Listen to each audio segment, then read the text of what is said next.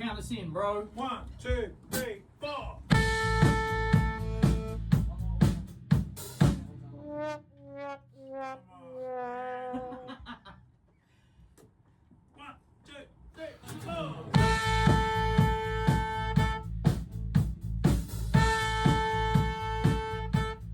Welcome to yet another behind the sound video here on the Crafty Music Tips YouTube channel. My name is Crafty. If you've seen these before, you already know all of that. But look, what I'm going to plan to do in this video is to get behind the sound with yours truly, talking a little bit about what he went through with the singing. I'm going to nerd out because, look, don't be fooled by the haircut and that sometimes I wear sunnies and leather jackets. I love to nerd out. And I'm also going to chat with Darren Mullan, Mr. Producer Nerd himself, Mr. Head Honcho of Sing It Live. So let's get into this behind the sound.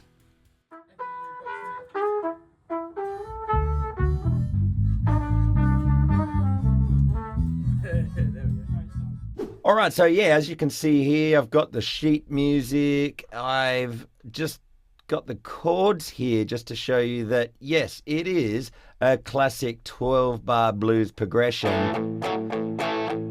That's one bar, and then you've got 12 more of those, but they just go to different chords. Let me just play it. 1, 2, 3, first bar. Second bar. Yes, third. You guessed it, fourth. It goes up to a D chord there. And then back to the 1, or the A, whatever you want to call it. Here is the E, and then D.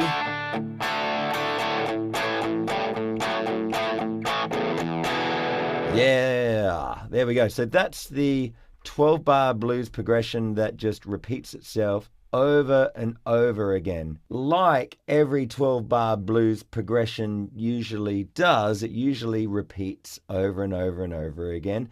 And you have some singing and then some solos and then some more solos after some more singing. So you could probably think of at least one other song that sounds kind of like that. Crossroads by Robert Johnson or Cream. I went down to the crossroads. I've actually done that before at gigs where, you know, I'll be doing a little bit of Crossroads and then straight into a little bit of Let's Stick Together, and it's just fun. The 12-bar blues progression is one that, you know, if you're a musician or just a music lover that loves the blues, you'll really be in touch with that progression.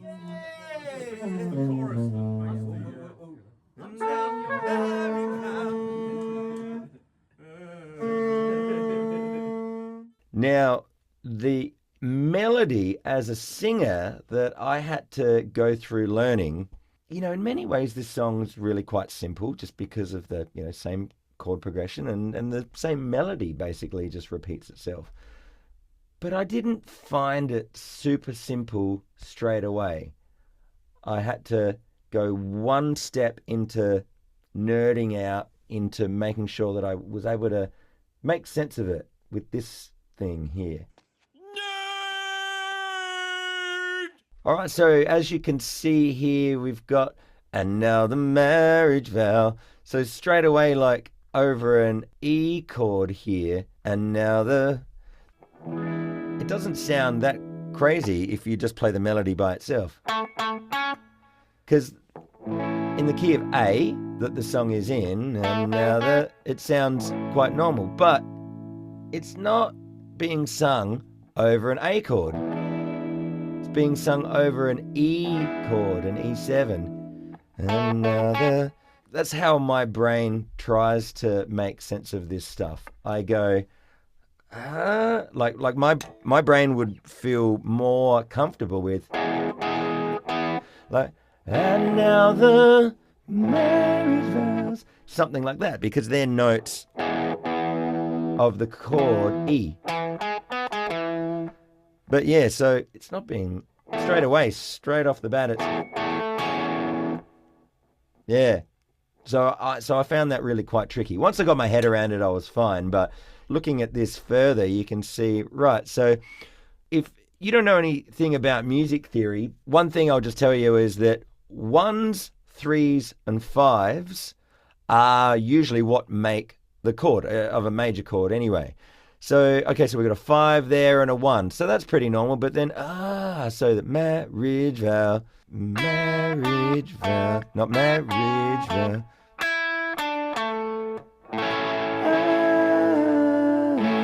So it goes to like a sus thing there, just momentarily. And then it's just lots of repeating of what was sort of in this bar. 5, 4, 4, 1, 1, 1, 1. So that's cool. This is a little new thing here. 5, 4, flat 3, 1. That's where it gets a little bit bluesier. Put us together. You ought to make it. It's pretty bluesy. It's very common in blues that if you've got a major chord and you've got the 1, 3, and 5 being played in the chord, that it might be a minor third. It's like a bluesy third. A lot of the time it's usually like bent or slid up a little bit.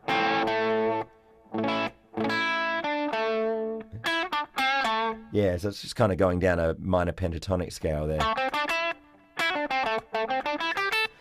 And the same notes in a slightly different order and a slightly different rhythm in this bar here. And then when we get to this D chord here, we've got a 5-1, which definitely belongs with a D chord. And then this big jump. Come on, come on. I'm going. Come on, come on. That's it. When's your whistle?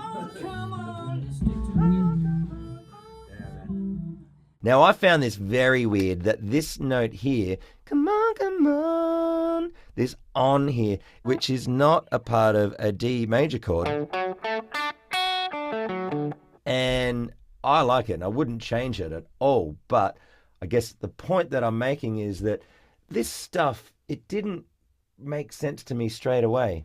That does not make sense. I remember years and years ago where I would, as a guitarist, I would hear other singers, talking about having troubles with certain melodies or certain parts of their range. And me, the ignorant prick that I was, I would say like, just sing it. I should know because I've heard you sing other songs. Like I know what it's like for an individual that's not myself, of what they are going through in order to get a song to be able to be performed. So anyway, so this behind the sound episode is showing you a bit behind, this stuff that I have to go through. Because, the wonderful thing about being in the room with all of the others, and you've got Darren that does such a great job of recording it and filming it and then putting it up on YouTube for all of you lovely people to enjoy, you only see the end result. Are you not entertained? I have to look at all of these numbers and notes and try and make sense of it all. So anyway, so that's enough of that nerding out. I could go through the rest, but I won't go through any more now. One thing I will say is that if you are a musician, it would probably interest you to check out the Crafty Guitar Club, which is basically just an online membership that I've been running for a few years, and you have access to me where you can ask me questions like this and you can hear me nerd out about songs, about different guitar techniques. Just, we do a lot of stuff in the club. It's a wonderful thing. I won't go on about it, but if that could be of interest to you, just check out craftyguitarclub.com and hopefully I'll see you there. I'd love to hang out with you and talk music. In the club, we all fam. But anyway, so that's enough of me. I want to hear what Darren has to say about the subject. Hello, Darren. Hey, how you doing, mate? I thought I'd ask about Let's Stick Together because I just get told, all right, you're doing this, so I want to know a little bit about, like what goes into, choosing a song like that. But then secondly, what about choosing the people in the band, and also what about, like this kind of stuff? Look at that. That looks like a lot of work. This song has sax and harmonica together, and I think the hardest piece of the puzzle was to get Zkye, who is our only harmonica player. Hi, Zkye.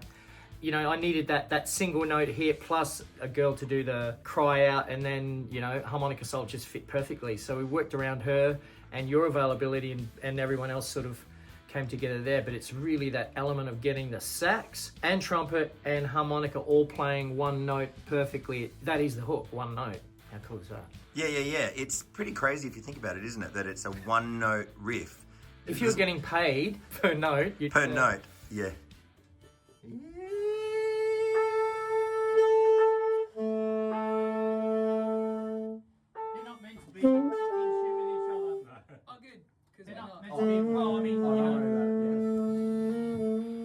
I love the song too. My mum used to play the crap out of the song. And it was after Bryan Ferry left Roxy Music. So he was jumping out and, you know, he just bursts out with this huge hit. And all of the people who believe, you know, when singers leave a band and go, you know, it'll never be the same, he just showed them how. It's a fantastic hit. So, I mean, to me, it's still like a 12-bar blues, right? And it's a love song about your vows. And, you know, we promised never to leave each other. And it's a beautiful love song in blues with this guy who's just got charisma oozing out of him. It's a great song. Iconic tune from my soundtrack and many others. too low.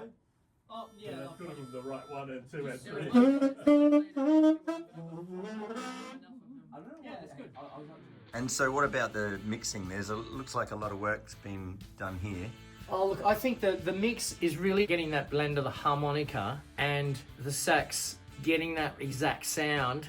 And your voice has to be sort of in the middle. I mean, you're not Bryan Ferry, but I'm trying to EQ singers as much like the original voice with EQ, using your bass and treble and stuff. So I'm trying to get that. And he sang double tracked it. So he sang two together. And we don't do that here, so It's a bit hard to have two of me at once, isn't it? Well, there's only room in the studio for one of you, seriously. But yeah, having a slap delay, so sounds like there's two of you in there, and if you put too much of slap delay, your voice pushes back, like in the mist. So finding that nice balance.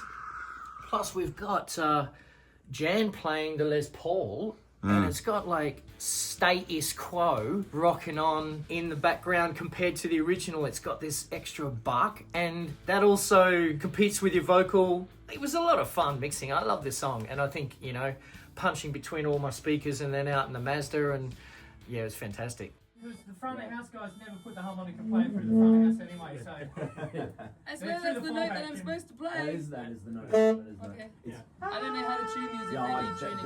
Maybe tuning. Notoriously shocking. You're whacking us. Now, I'm aware that I'm not Bryan Ferry. Thanks for bringing that to my attention again. Yeah? What's your point? What do you have to do to EQ my voice differently to his?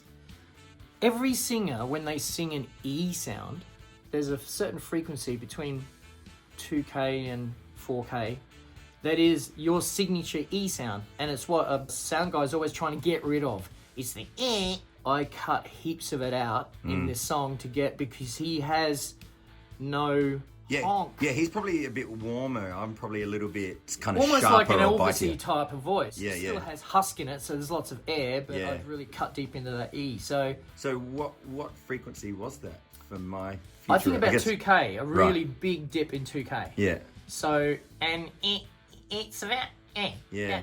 And come on, let's stick together. Yeah, it's beautiful, isn't it? That it's a song that goes, let's stick together. It's not even in the title. Oh, yeah, it is. Stick together. Just before that last take, Crafty was moving around and doing lots of stuff, being Crafty. And I walked up in his ear and I got him going like, dude, you gotta have charisma, you gotta, like the Elvis, like, you're too cool to move, right? When I watched the footage from the earlier takes, and people won't see this, you try not to move because you really want to, right? But it's just a totally different Crafty in that last take that you see in this video, because he was jumping around the room like ADD, right? It's crazy. First time ever. But I really like what you did there, man. You kept cool and brought in the charisma. It was just fantastic. So I loved it.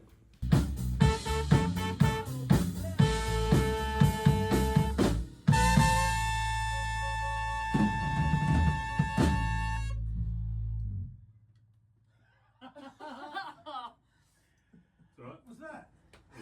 Well, we're sort felt like you were... Ah, good on you, Daz. What a legend. Would you tell him he's a legend in the comments below?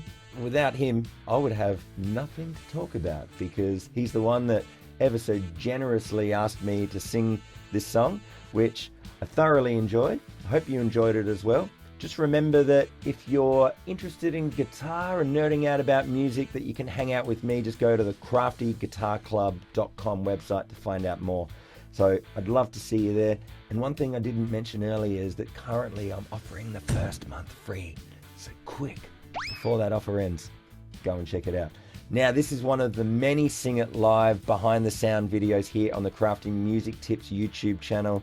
Go check out a bunch of the others. And there's also a huge amount of general Crafty Music Tips related videos here on the Crafty Music Tips YouTube channel. So I'm going to get out of here because you've got some other watching to do. So just remember that you don't have to do every single thing right now. Just do the next thing. That's my music tip that I'm leaving for you right now. It's not just related to music. That helps me a lot because I get pretty overwhelmed with all of the busy things that I have to do. Speaking of which, I've got to get out of here.